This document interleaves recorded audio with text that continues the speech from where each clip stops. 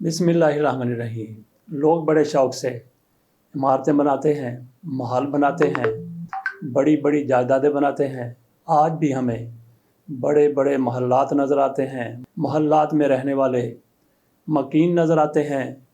कहीं आपको सरे महल नज़र आता है, कहीं वाइट क्वीन नज़र आता है, कहीं आपको रायविंड महल नज़र आता है और कहीं पे आपको बनी गाला महल नज़र आता है। इसी तरीके से जनरल परवेज़ मुशर्रफ का महल बनाया गया था। उन्होंने चक शहजाद में महल बनाया था, लेकिन जनरल परवेज़ मुशर्रफ को इस महल में क़याम करने की उस तरह से मोहलत नहीं मिली जिस शौक़ से उन्होंने ये महल बनाया था। आज हम आपके सामने ऐसी एक इमारत की रूदात पेश करते हैं जिसे गद्दार महल का नाम दिया गया, गद्दार पैलेस। वो भी किसी ने बड़े शौक़ से बनाया था, बड़े ज़ौक़ से बनाया था। इस महल पर क्या गुज़र रही है, पूरी तारीख़ आपके सामने रखते हैं। आज से 300 साल पहले इंतहाई खूबसूरत और बड़ा महल हुआ करता था, लेकिन जैसे ही इस महल का मालिक मरा, उसके बाद किसी ने इस पैलेस में आबाद होने की कोशिश न की। लोगों को इस महल से शदीद नफ़रत थी और ये नफ़रत ऐसी थी कि 300 साल गुज़रने के बाद भी इस नफ़रत में कमी नहीं आ रही, बल्कि इससे नफ़रत का इजहार लोग पहले से भी ज़्यादा शिद्दत के साथ करने लगे हैं। मिसाल के तौर पर जब कोई शख्स इस महल के करीब से गुज़रता है तो आज भी उसके ऊपर थूक कर गुज़रता है। हत्ता कि कुछ लोग नफ़रत में इस कदर इंतहा पसंदी का मुजाहरा करते हैं कि उसकी दीवारों पर बाकायदा जूते मारे जाते हैं।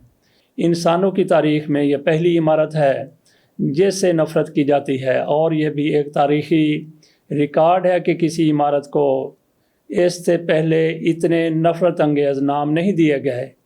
इसको इस मुल्क की हुकूमत ने सरकारी तौर पर गद्दार महल का नाम दे रखा है। कुछ लोग नमक हराम ड्योढ़ी भी इसे कहते हैं। ये बात तो शायद इतनी बड़ी ना हो कि किसी मुल्क में कोई हुकूमत किसी तअस्सुब की वजह से या किसी नफ़रत की वजह से ऐसा नाम दे सकती है, लेकिन हैरत की बात यह है कि सबसे बड़े आलमी इदारे यूनेस्को ने भी इस इमारत को गद्दार महल का नाम दे रखा है।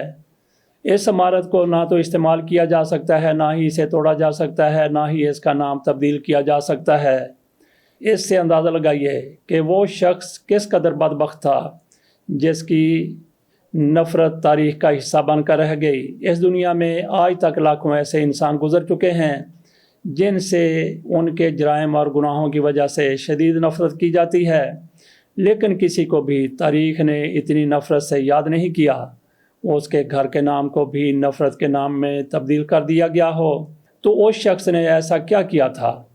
तारीख़ ने जिस तरह उसे याद रखा, उससे साबित होता है कि गद्दारी एक ऐसा गुनाह और जुर्म है जिसे दुनिया कभी माफ़ नहीं करती। इंतहाई दिलचस्प बात यह है कि इस गद्दार शख्स ने जिन लोगों के लिए अपनी कौम और मुल्क से गद्दारी की, इन्हीं लोगों ने उसे तारीख़ का सबसे बड़ा गद्दार करार दिया। उसके महल को गद्दार के महल का नाम दिया, और इस शख्स का नाम मीर जाफ़र था जिसकी गद्दारी सब जानते हैं। मीर जाफ़र का ये महल भारत के मगरबी बंगाल में वाक़ मुर्शिदाबाद के मकाम पर है। गद्दार गद्दारी कर जाते हैं, लेकिन तारीख़ इन्हें माफ़ नहीं करती, उनको इबरत का निशान बना दिया जाता है।